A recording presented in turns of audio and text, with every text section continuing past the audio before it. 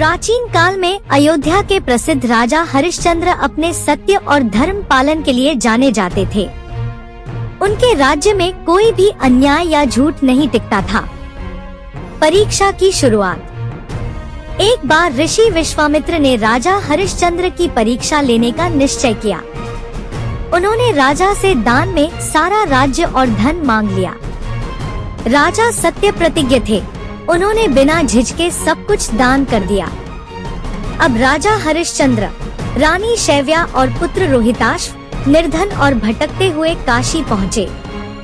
कठिन समय। जीविका के लिए राजा को श्मशान घाट में काम करना पड़ा। रानी नौकरानी का काम करने लगी और पुत्र रोहिताश्व भूखा प्यासा घूमता रहा।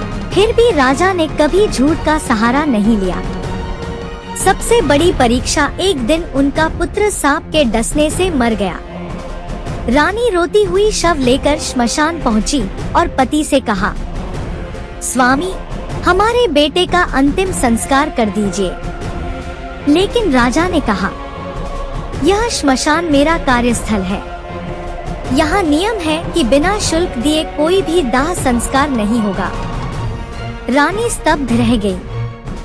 क्या आप अपने ही पुत्र का संस्कार नहीं करेंगे? राजा हरिश्चंद्र आंसुओं से भरे स्वर में बोले, धर्म के सामने रिश्ता भी छोटा पड़ जाता है। मैं सत्य और नियम से समझौता नहीं कर सकता।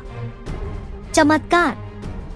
तभी ऋषि विश्वामित्र और देवताओं का प्रकट होना हुआ। उन्होंने कहा, राजन, आप सत्य की पराकाष्ठा तक पहुंच गए हैं।